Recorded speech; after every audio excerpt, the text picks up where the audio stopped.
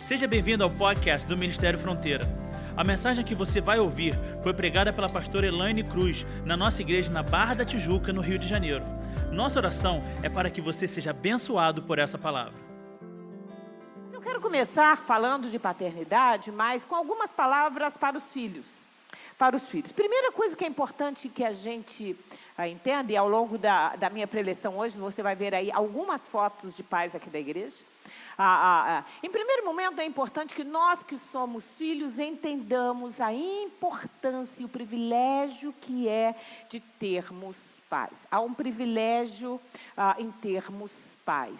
Pai, quando eu digo pai aqui, eu não estou falando quem gerou. Eu não estou falando de quem doou o esperma.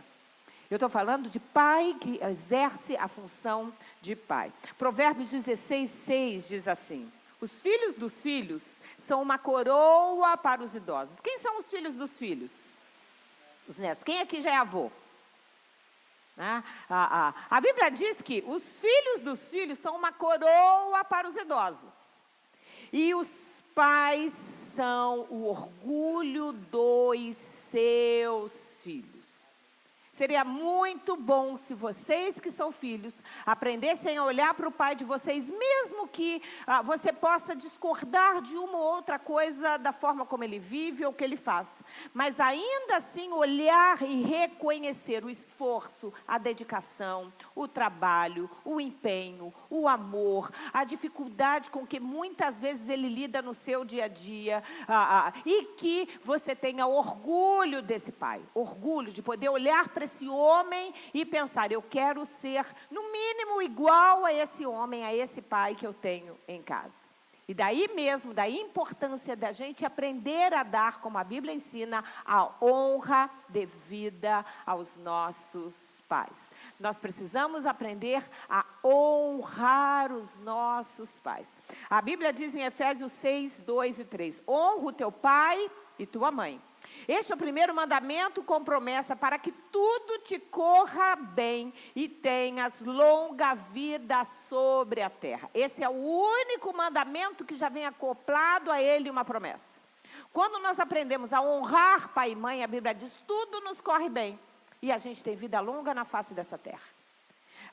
Isso foi determinado pelo próprio Deus, honra. Mesmo que muitas vezes você possa ter um pai ausente, um pai de quem você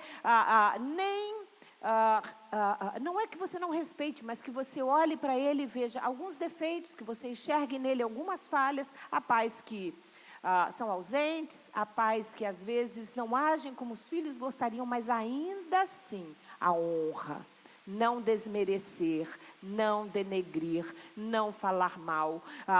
Hoje em dia a mídia tem ensinado isso, filhos que batem, filhos que agridem, filhos que viram a cara, filhos que gritam com os pais, e a gente vê criança pequena já desmerecendo os pais que tem. Isso é muito triste. Quando isso acontece, uma pessoa que não consegue honrar pai e mãe, a Bíblia é clara que nada vai dar certo na vida dessa pessoa. Nada vai dar certo na vida dessa pessoa. Ao mesmo tempo, a Bíblia também nos ensina a sermos obedientes no Senhor.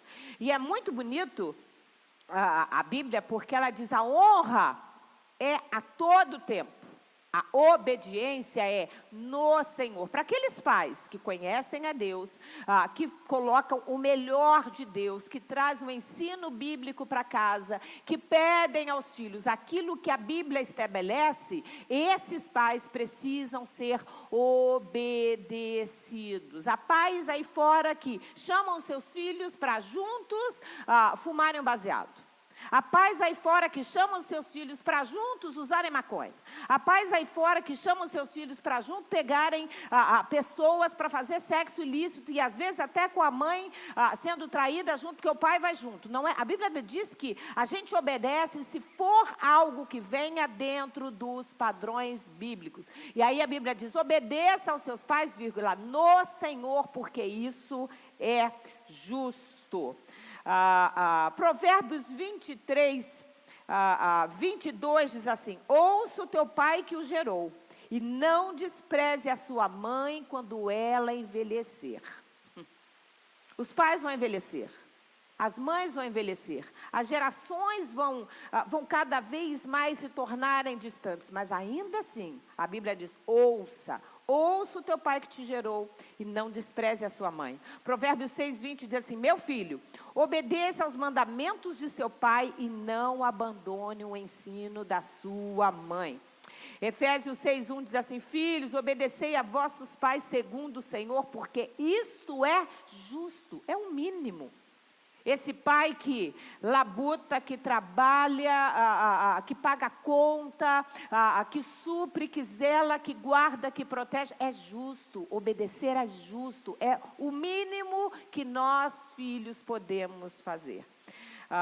Mas há também, e a Bíblia mostra isso, um privilégio de ser bom filho. Um privilégio quando nós somos bons filhos. A Bíblia diz em Provérbios 23:24, diz assim, o pai do justo exultará de júbilo. Quem tem filho sábio, nele se alegra. Se tem uma coisa que traz alegria para a gente, são as alegrias e os feitos dos nossos filhos. As nossas crianças acabaram de cantar aqui, né? E é muito bonito que se tiver o palco cheio, acontece sempre as mesmas coisas. Os pais se levantam, as avós se levantam, todo mundo vem e filma e fotografa, né? Porque a gente se alegra naquela, né? Um fica rodando, o outro fica dançando, o outro não canta, o outro fica assustado, mas é a coisa mais linda. Não há filho mais lindo que o nosso, é ou não é? Né? É sempre lindo a cada fase, a cada etapa, a cada coisa na vida. E a vida diz assim, olha, quem tem filho sábio, nele se alegra. Quem tem filho justo, exultará de júbilo. Então, quanto mais sábios e justos e corretos nós formos como os filhos, mais alegria nós vamos dar aos nossos pais. Provérbios 15 diz isso, o filho sábio dá alegria ao seu pai, mas o tolo despreza a sua mãe. Provérbios 17, o filho tolo só dá tristeza e nenhuma alegria tem o pai do insensato. Nada entristece mais uma vida do que você criar um filho, abençoar um filho, se dispor para o filho, e olha que filho custa caro, né? Se for colocar na ponta do lápis, dá vários apartamentos, uma série. Filho custa caro, escolas custam caro. É muito interessante ver filho quando casa, né? Porque uma das primeiras coisas que filho faz depois que casa é, nossa, eu não tinha ideia quanto eu gastava, vocês gastavam com comida comigo, né? Não tem porquê, aí começa a pagar do próprio bolso, e começa a perceber, nossa, como é que meus pais conseguiam dar conta de mim, dos meus irmãos, né? Porque é exatamente isso. Mas não é só por uma questão de dinheiro, é porque quando a gente faz e quando os pais fazem de coração. E é verdade, se a gente tem pouco, a gente dá para o filho e fica sem. É ou não é assim? Né? É primeiro para os filhos, é primeiro para casa. E é uma alegria quando os filhos crescem, entendem isso e honram os seus pais. Provérbios 20:20 diz assim, se alguém amaldiçoar seu pai ou sua mãe, a luz de sua vida se extinguirá na mais profunda escuridão. Esse texto é muito sério. Às vezes a gente fala assim, fulano é brilhante na carreira. Fulano é brilhante em tudo aquilo que faz. Tudo dá certo na vida dele, ele tem uma luz. A Bíblia diz aqui que quem amaldiçoa, quem faz sofrer, quem arranca lágrimas porque tem uma atitude incorreta, a luz dessa pessoa se apagará até as mais densas trevas. Então, a Bíblia é muito clara quando fala da importância de nós, filhos, honrarmos, abençoarmos e sermos os melhores filhos para os nossos pais. Porque eles se esmeram, mesmo limitados, de serem os melhores pais que a gente pode ter. Mas eu quero falar também sobre a paternidade divina. A paternidade divina. Quando a gente olha a Bíblia, a gente começa a perceber como é que era a figura ou a utilização da palavra pai no Velho Testamento. Salmo 68:5 diz assim: Pai dos órfãos e defensor das viúvas é Deus em sua santa habitação. Deus sendo colocado como pai, a gente tem menos de 20 vezes em todo o Velho Testamento. O Velho Testamento fala muito do Deus poderoso, do Deus que lidera exércitos, de um Deus que é criador, mas Deus Pai, no sentido de aquele que tem filhos, a gente tem no Velho Testamento poucas passagens que tratam disso. E a grande maioria, quando fala do Pai, fala desse Pai que é o Criador e que nos formou. Deuteronômio 32:3-6 diz assim: Proclamarei o nome do Senhor. Louvem a grandeza do nosso Deus. Ele é rocha, as suas obras são perfeitas e todos os seus caminhos são justos. É Deus fiel que não comete erros, justo e reto ele é. Seus filhos têm agido corruptamente para com ele, não como filhos. Que vergonha. São geração pervertida e transviada. E assim que retribui ao Senhor, povo insensato e ignorante? Não é ele o Pai de vocês, o seu Criador que os fez e os formou?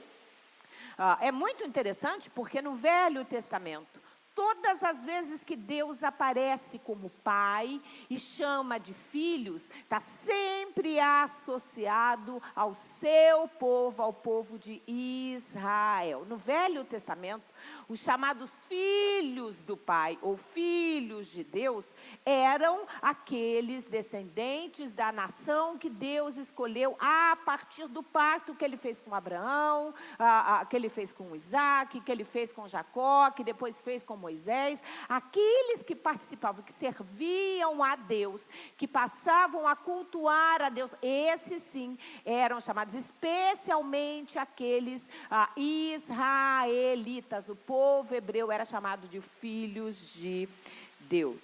Mas é muito triste, porque a gente que conhece a Bíblia sabe como esse povo, que tinha um pai, que cuidava deles, que zelava por eles, que manteve eles 40 anos no deserto, sem que fosse preciso trocar de sapato, a roupa não se gastou, de dia tinha uma coluna, uma nuvem para protegê-los do sol, à noite tinha uma coluna de fogo para aquecê-los no meio, 40 anos no deserto, cuidando, mandando maná, codornizes, abençoando esse povo, não adoeciam, não ficavam doentes. É uma coisa impressionante esse cuidado do Pai, mas ainda assim, esses filhos de Deus, como nós acabamos de ler aqui, foram rebeldes, se posicionaram contra Deus e são chamados de povo insensato e ignorante. Isaías 6 diz assim: falarei da bondade do Senhor, dos seus gloriosos feitos, por tudo que o Senhor fez por nós. Sim, de quanto bem Ele fez a nação de Israel, conforme a sua compaixão e grandeza da sua bondade. Sem dúvida, eles são o meu povo. São filhos que não vão me trair. E assim, Ele se tornou o Salvador deles. Em toda a aflição do seu povo, do povo de Israel, Ele também se afligiu, o anjo da sua presença os salvou. Em seu amor e em sua misericórdia Ele os resgatou, foi Ele que sempre os levantou e os conduziu nos dias passados. Apesar disso, eles se revoltaram e entristeceram o seu Espírito Santo. Entretanto, Tu és o nosso Pai. Abraão não nos conhece, Israel nos ignora. Aqui nós estamos falando de uma época muito distante dos patriarcas. Mas Tu, Senhor, és o nosso Pai, desde a antiguidade te chamas nós. No livro de Isaías, tem a descrição mais bonita desse Pai no Velho Testamento, pelo menos que eu acho, né? Não estou dizendo que eu acho.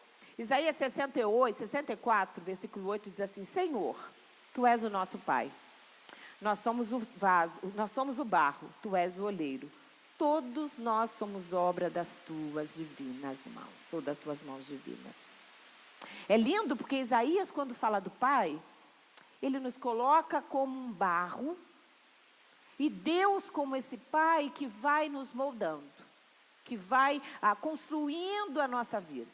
E essa é uma imagem que se aproxima muito do que é um pai. De um pai que recebe uma criança que nasce, que tem ali um padrão ou um traço de um temperamento, mas que ainda tem o seu caráter para ser formado, a sua personalidade para ser construída, conceitos, valores, tudo ainda para ser formado. Literalmente, é esse barro que a gente vai dando forma e que a gente deseja sempre que siga ali naqueles caminhos que a gente colocou. Jeremias 3 também fala de Deus Pai, ou do Pai na questão da essência. Diz assim: você não acabou de me chamar meu pai, amigo da minha juventude? Eu mesmo disse, com que alegria eu a trataria se fossem filhos e lhe daria uma terra prazível, a mais bela herança entre as nações. Pensei que você me chamaria de pai e que não deixaria de seguir-me. Mas com a mulher que trai o marido, assim vocês têm sido infiéis comigo, ó comunidade de Israel, declara o Senhor. É muito triste quando a gente olha para o Velho Testamento e a gente vê esse Deus que quer ser pai, que quer moldar, que quer dirigir, que fala com o povo, que se apresenta e que fala através dos profetas e que fala através dos juízos e que fala através de tantas maravilhas, de tantos sinais. E esses filhos que tinham toda essa propriedade, essa capacidade de estarem perto de Deus, cada vez irem se desviando para os seus próprios caminhos, escolhendo outros deuses, escolhendo outros pais, seguindo novos conceitos, uma nova forma completamente diferente daquilo que Deus havia estabelecido.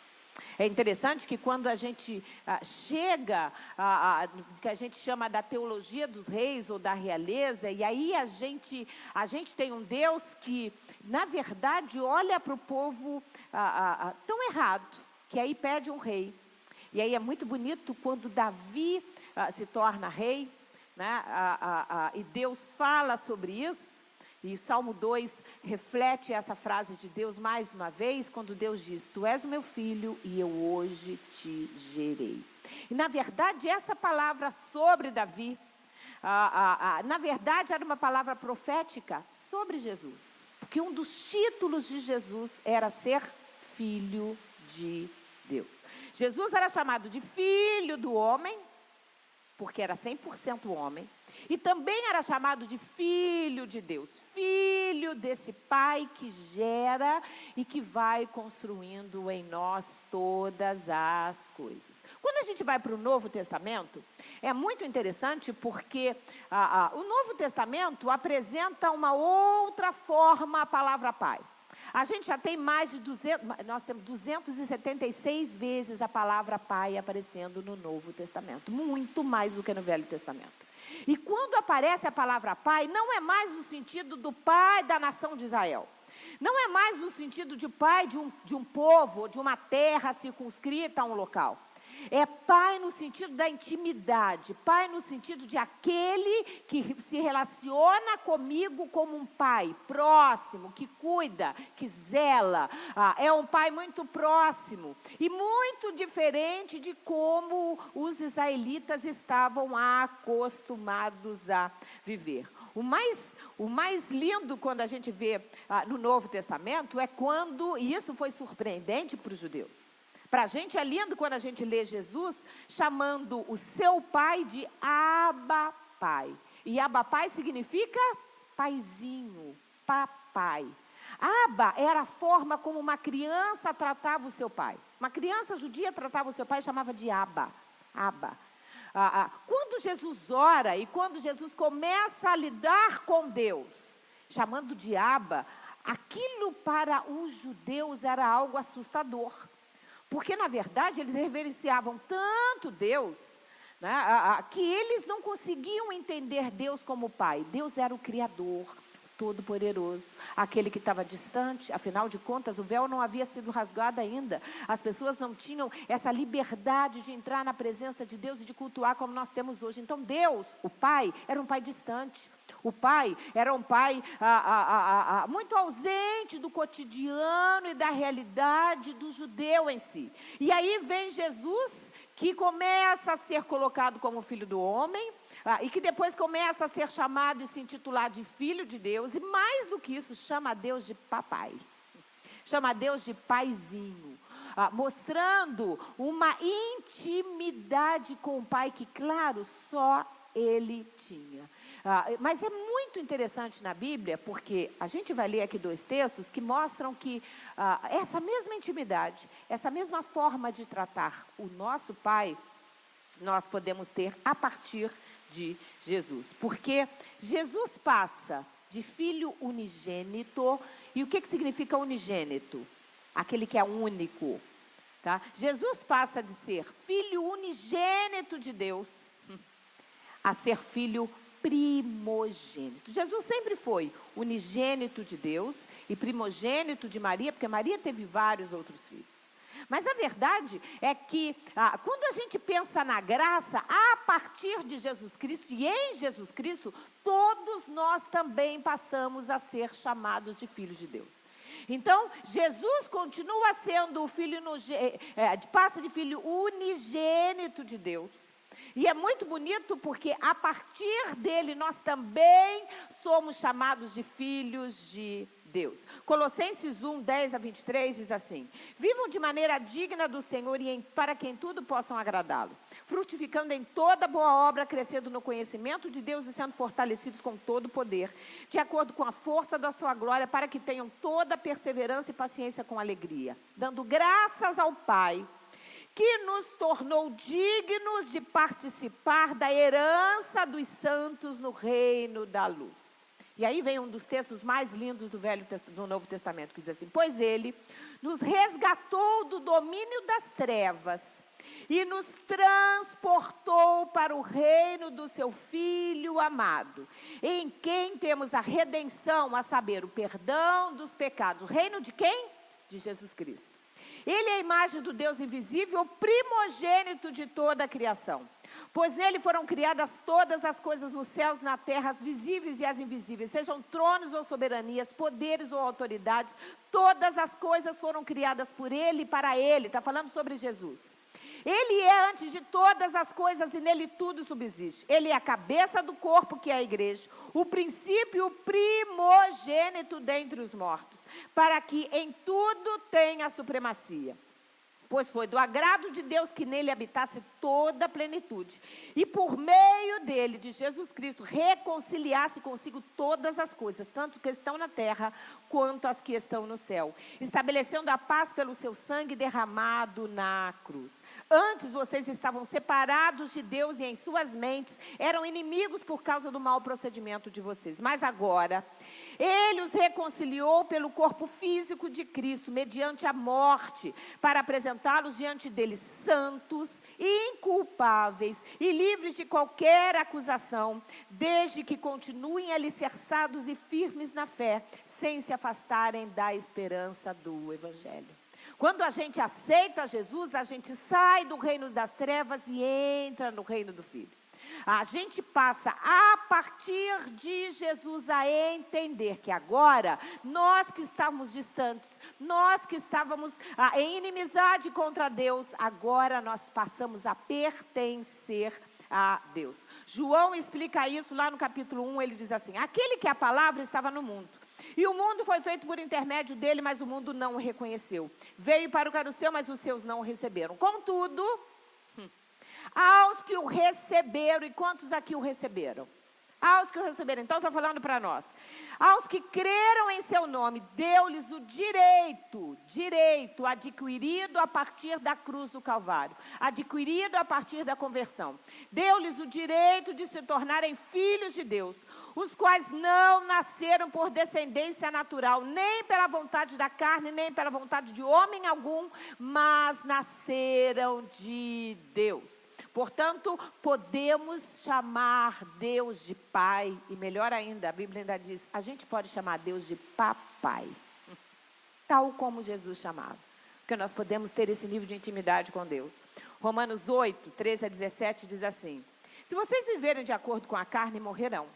Mas se pelo Espírito fizerem morrer os atos do corpo, viverão, porque todos os que são guiados pelo Espírito de Deus são filhos de Deus. Pois vocês não receberam um Espírito que os escravize para novamente temer, mas receberam um Espírito que os adota como filhos, por meio do qual clamamos Abba, Pai. Por meio do qual nós dizemos Papai.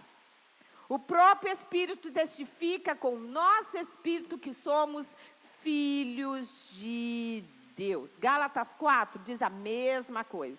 Finalzinho diz assim, ou melhor, quando chegou a plenitude do tempo, Deus enviou o seu Filho, nascido de mulher, nascido debaixo da lei, a fim de redimir os que estavam sob a lei, para que recebêssemos a adoção de filhos. E porque vocês são filhos, Deus enviou o Espírito do seu Filho aos seus corações, o qual clama, Abba, Pai, Papai. Assim você já não é mais escravo, mas filho. E por ser filho, Deus também o tornou herdeiro. Você entende isso? Pode dizer amém? É por isso que a gente canta aqui, eu não sou mais escravo do medo, eu sou filho de Deus, filho de Deus. Mas eu quero falar, mesmo que rapidamente, sobre a paternidade humana, sobre pais, sobre a importância da paternidade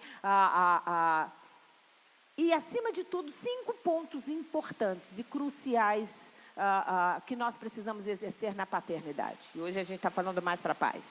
A primeira função é a função de gerar. A Bíblia diz no Salmo 127 assim, os filhos são herança do Senhor, uma recompensa que Ele dá. Sempre que você olhar para um filho seu, pensa, é herança de Deus, é presente de Deus para você. Filho é um presente de Deus. Então, a gente tem que olhar e entender o seguinte, estava com Deus e Ele me entregou para que eu cuidasse desse filho e depois devolvesse para Deus. Os filhos são herança do Senhor, uma recompensa que Ele dá. Como flechas na mão do guerreiro são os filhos nascidos na juventude. Como é feliz o homem que tem a sua aljarra cheia deles. Você entende o que está dizendo aqui? A flecha, você está aqui, quando você atira a flecha, ela vai além. E filhos vão além. Por isso que pais não disputam com filhos. A gente quer mais é que eles estudem mais, que eles saibam mais, que eles cresçam mais, que eles tenham mais, que eles vivam mais, é ou não é? A gente que, porque na realidade é uma flecha, a gente sabe que tem um limite, mas a gente atira a flecha e eles vão guardar a nossa memória, o nosso nome, a nossa história, mesmo quando a gente não estiver mais aqui, porque é uma flecha que vai lá na frente. E a Bíblia diz, bem-aventurado é o homem que encher a sua jarra de flecha. Significa encher a sua casa de filhos. Eu sei que hoje está meio complicado, né? Mas, enfim, é Bíblia, e se é Bíblia, a gente lê.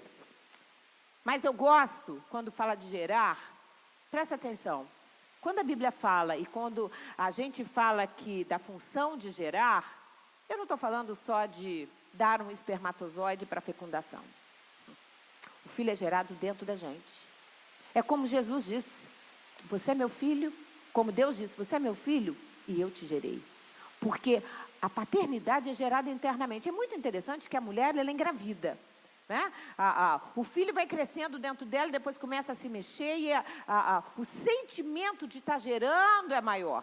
Mas eu acho muito interessante aquele homem que não engravida, mas que vai vendo a barriga crescer e vai começando a chamar de papai, e que vai conversando literalmente com a barriga da mãe, né? Porque ele conversa e a criança não responde, mas ela está ouvindo, tá? Ela está sentindo as vibrações. É muito bonito esse pai que não gera, mas vai gerando dentro dele essa paternidade. Né? Há alguns homens, não sei se vocês sabem disso, que literalmente quando a criança nasce, quando o filho nasce, tem leite, sai leite. Tá? E não são poucos, não, são muitos. Né? Que sai leite. Claro que não é igual a mãe, né? A criança vai mamar na auréola, mas é tão interessante, a vontade é tanta, o prazer é tanto. Tem pai que tem enjoo, não sei se a Rafael teve enjoo, mas tem pai que tem enjoo igual mulher quando está grávida. Porque o sentimento, estão rindo, mas é verdade, o sentimento, e é bonito porque você olha uma criança, você não tem nenhuma história com ela quando ela nasce. Né? O homem, quando olha a criança, ele não sentiu aquela criança antes, aquela criança não mexeu dentro dele, mas ele vai construindo, gerando essa ideia de ser pai.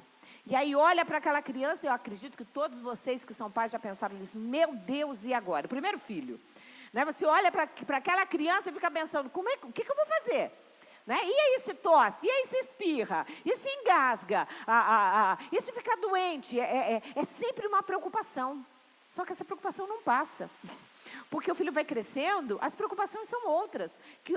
E se tiver bullying na escola? E se alguma coisa acontecer? E se eu perder o emprego e não tiver como trazer ou como pagar o colégio? Depois como é que vão ser os amigos? Que profissão vai ser essa? Com quem vai se casar? Como é que vai ser o futuro? Porque a gente gera, a gente pensa. Paternidade não é nada instituído que você vai lá no cartório e coloca num papel o nome do pai, do genitor, da genitora. Não é isso, não. Vai crescendo dentro da gente. A gente se torna, a gente passa de um papel e a gente é pai, a gente é mãe. É uma das funções da nossa vida. Depois que você tem filhos, não dá mais para fingir que não tem. Porque passa a ser filho, passa a fazer parte, a constituir a nossa história. É ou não é assim? Né? Enquanto não tem filhos, o casal tem um tipo de vida. Depois que tem filho, muda tudo. Porque agora não são só mais marido e mulher, mas também são pai e mãe. Exatamente nessa ordem. Primeiro é marido e mulher, e depois é pai e mãe. Aí depois esses filhos que a gente pagou, educou, formou, vão criar as suas próprias famílias, mas a gente vai continuar. Não existe ex-pai, não existe ex-mãe. Mas, sem dúvida alguma, segundo ponto fundamental da paternidade é o ato diário de educar. Educar. Educar significa ensinar, instruir, socializar, direcionar, disciplinar, criar. Ensinar, instruir, socializar e educar, socializar mesmo. A gente ensina a criança em casa a ter respeito pelos mais velhos, a gente ensina a criança em casa a pedir, dar licença, bom dia, boa tarde, pedir desculpas. Regras sociais são passadas dentro de casa. Por isso que uma criança em casa é que ela aprende a ser educada, a tratar com os irmãos, a tratar com a mãe, a tratar com o pai. A gente é criado em família para isso. Socializar, a gente vai direcionando, disciplinando, literalmente criando. É um nada. Quando Daniel nasceu, você olha, e realmente é assim. Tem um temperamento, mas na verdade não tem conceito, não tem valores. Não tem princípios sociais, não tem as regras ainda, não tem cotidiano. É muito interessante, a gente pega uma criança e vai formando. E é uma coisa muito bonita você olhar e de repente perceber que aquela criança está repetindo um comportamento. Vem copiando de casa. Né? Porque na verdade é exatamente assim, a gente vai formando, é um ato diário, é todo dia. Provérbios 22:6 diz assim, instrua a criança segundo os objetivos que você tem para ela. Algumas versões dizem, ensina a criança no caminho que ela deve andar. E mesmo com o passar dos anos, não se desviará dele. A palavra criança aí é um vocábulo que diz o seguinte, desde que a vida desabrocha. Quando é que a vida desabrocha? Quando é que a vida começa? Quando a criança nasce? Do útero. A gente ensina a criança desde o útero, desde que a vida desabrocha. A gente sabe o quanto a maternidade, o casamento dos pais são importantes, o ambiente, o nível de estresse da mãe, o quanto tudo isso é importante para o nascimento de uma criança. Mas é mais do que isso, porque é ao longo de toda a vida, instrui, ensina, segundo os objetivos que a gente tem para ela. Na verdade, filhos, a gente forma de joelhos e a gente vai construindo o futuro deles. Quantas vezes você que é pai, já não entendeu isso? Ajoelha e vai apresentando diante de Deus e vai construindo diante de Deus aquilo que a gente deseja, mas ainda assim a gente pede, Senhor, mas seja feita a tua vontade. Porque exatamente, para filho a gente pede tudo. Né? A gente pede beleza, pede inteligência, pede portas abertas, pede tudo. Né? Porque em todas as áreas a gente vai pedindo, a gente vai colocando diante de Deus. Provérbios 29:15 diz assim, a vara da correção dá sabedoria, Mas a criança entregue a si mesma, que não é educada, que não é ensinada, que não é instruída, envergonha a sua mãe. Quem aqui já não viu mãe passando vergonha? Ou pai passando vergonha com criança mimada, com criança não sei o quê, envergonha. Mas isso é o de menos. Isso é o de menos. Pior é quando cresce. Pior é quando é adolescente.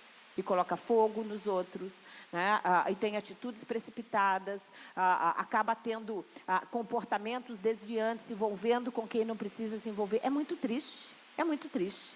A criança entrega a si mesma e envergonha a sua mãe. Provérbios 19, 18 diz assim: discipline seu filho, pois nisso há esperança. Mas não queiras a morte dele. Tem uma versão que diz: mas para o matar, que a sua alma não deseja. E aqui está dizendo o seguinte: nós que somos pais temos a obrigação de disciplinar. Mas não podemos, como muitos pais infelizmente fazem, matar. E tem gente que mata o corpo.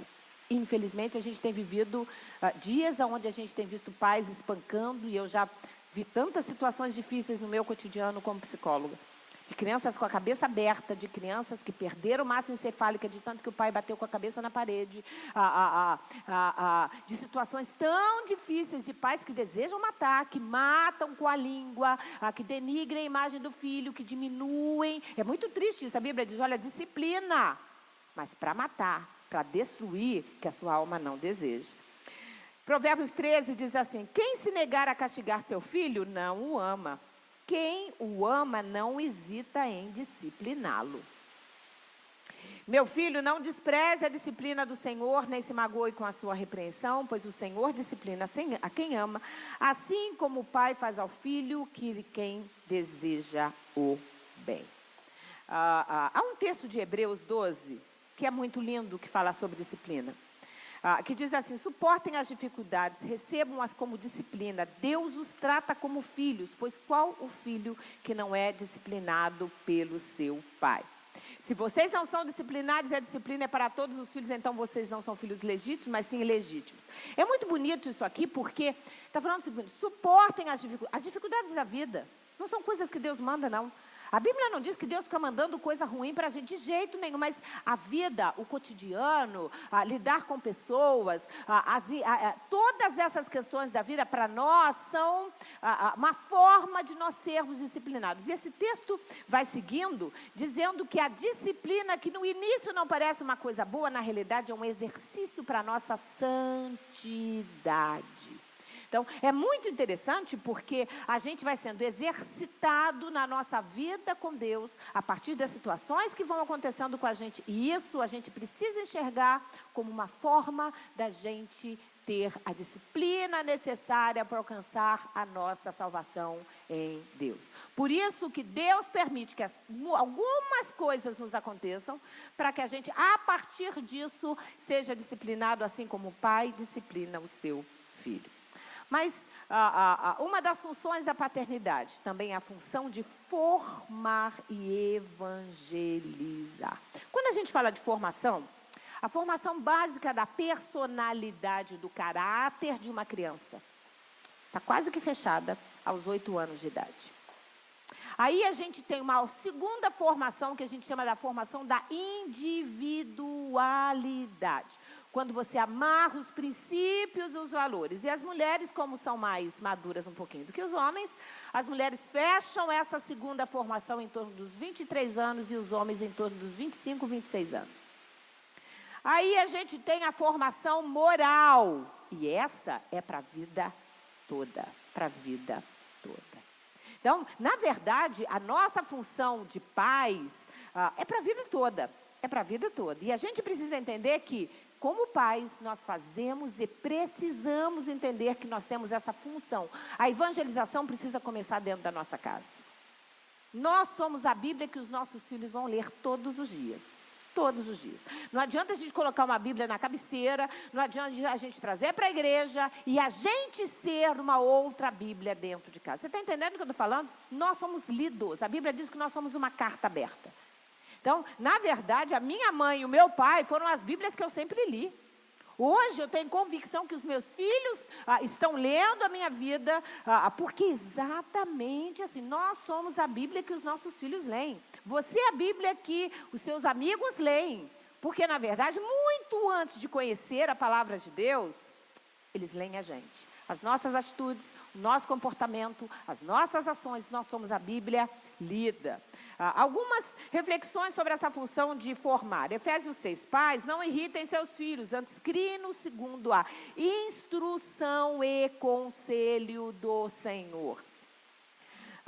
Os vivos, somente os vivos, Isaías 38, te louvam, como hoje estou fazendo. Os pais contam a tua fidelidade a seus filhos. Pais, contem a fidelidade de Deus, falem do amor de Deus, falem da graça de Deus a seus filhos. 2 Timóteo 1,13, dou graças a Deus a quem sirvo com pureza de consciência, tal como aprendi com meus pais. Eu, Elaine, louvo a Deus, porque eu posso dizer da mesma forma como Paulo falou. Eu louvo a Deus, porque eu aprendi com meus pais a adorar a Deus, a servir a Deus, a ter uma vida em Deus. E fiz de tudo pelos meus filhos e continuo fazendo, porque não há nada, não há legado melhor que a gente possa deixar. 2 Timóteo 1,5, Paulo, escrevendo para Timóteo, diz assim, recordo-me da sua fé não fingida, que primeiro habitou em sua avó Lóide e em sua mãe Eunice, e estou convencido que também habita em você. Timóteo foi evangelizado pela mãe e pela avó. E diz, olha, da mesma forma como a fé delas era legítima, também está com você. Mas vale sempre a pena a gente ler Deuteronômio 6, que diz assim, ama o Senhor, o seu Deus, de todo o seu coração, de toda a sua alma e de todas as suas forças. Que todas essas palavras que hoje lhe ordeno estejam no seu coração. Ensine-as com persistência, todos os dias. Ensine-as todos os dias com persistência a seus filhos. Conversem sobre a Bíblia, sobre elas, quando estiver sentado em casa. Quando estiver andando pelo caminho. Quando se levantar e quando se deitar. A palavra de Deus é todo dia na nossa casa. Quando a gente vai servir a refeição, ao levantar, ao deitar, quando estiver sentado à mesa, quando estiver andando pelo caminho, a gente vai falando do amor de Deus, da bondade de Deus, da graça de Deus, e os nossos filhos vão assimilando isso, vão aprendendo isso, e vai chegando uma hora que eles também não vão conseguir viver sem o nosso Deus. O quarto ponto é o legado de afetar. Os pais, quem é pai, querendo ou não, vai ser e vai ter influência sobre o filho. A única coisa que a gente precisa decidir é, eu vou ser uma boa influência ou uma má influência? Um pai ausente, um pai frio, um pai distante, um pai que não agrada, um pai que não sorri, um pai que não abraça, um pai que não diz eu te amo, um pai que não está presente, um pai que faz questão de desmerecer um filho, vai marcar esse filho para o resto da vida. Da mesma forma como um pai presente, amigo, que está junto, que soma nas horas difíceis, para quem o filho pode recorrer, vai marcar esse filho para o resto da vida. A gente só precisa decidir qual marca de afeto a gente vai deixar. A gente só precisa escolher que tipo de mãe ou pai eu vou ser para os meus filhos. E mesmo quando a vida passa, a gente se torna adulto e não tem um padrão de pai e mãe que a gente olhe lá atrás e consiga ver com um padrão ideal, a gente tem o privilégio de ter um Deus que é nosso pai, que cuida, que zela, que abraça, que está do lado, e aí ele resgata em nós esse afeto, esse amor, essa autoestima que só Deus pode completar. Então, é muito lindo quando uma pessoa aceita Jesus e vem de um lar amoroso, carinhoso, tem uma infância bonita, mas mesmo que isso não aconteça, a gente tem a chance de novo em Deus, de nascer de novo, numa nova família, de experimentar um Deus que não falha, que não agride, que não maltrata, que não espanca, que não abusa, um Deus que é amor o tempo inteiro e que todo o tempo está ao nosso lado para nos abençoar. Portanto, mantenha o afeto, mantenha os abraços, os votos de amor e de compromisso, equilibre amor com disciplina, porque é isso que Deus tem para nós. E por fim, função de pai, de mãe também, é entender que nós precisamos cuidar para a vida.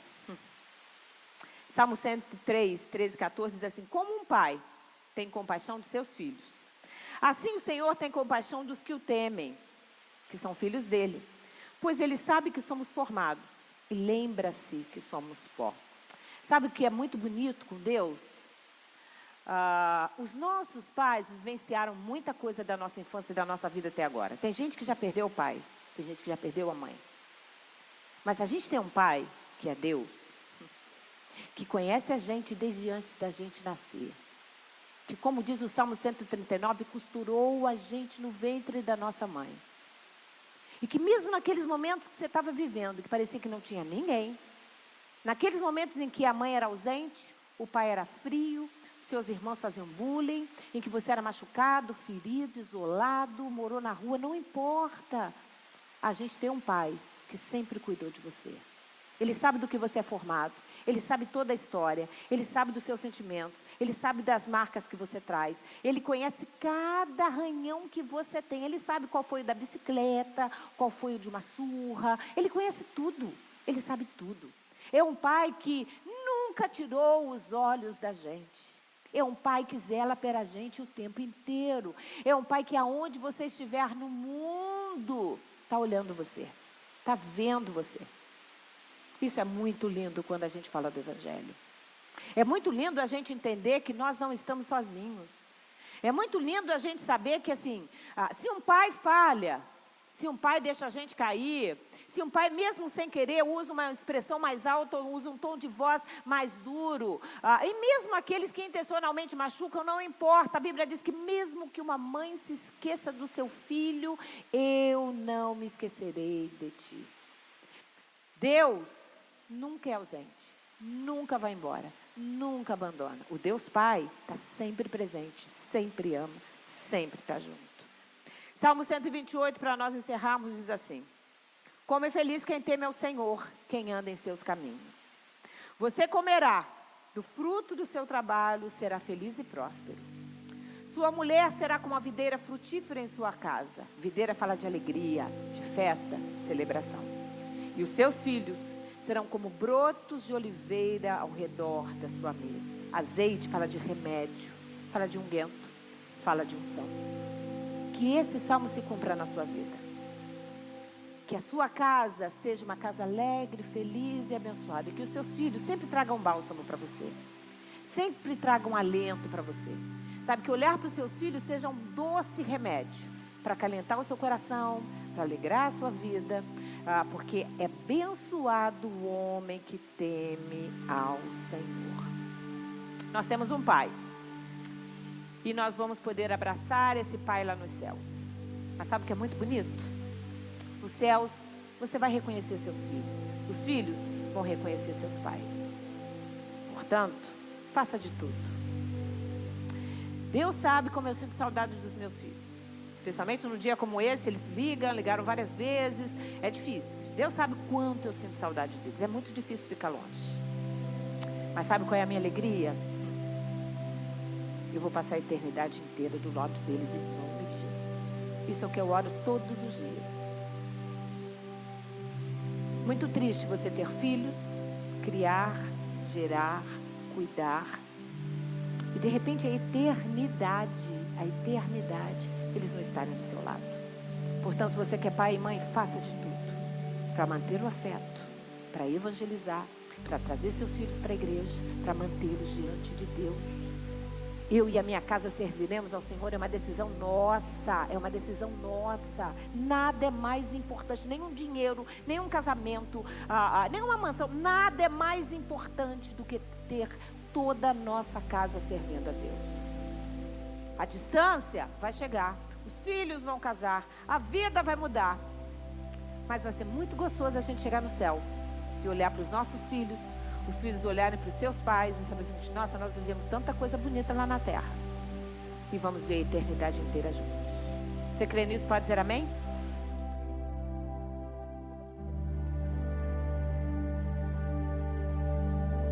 Se você quiser saber mais sobre nós, visite nosso site em ministeriofronteira.com. Nos encontre nas redes sociais ou faça parte dos nossos cultos todas as quintas e domingos. Que Deus te abençoe.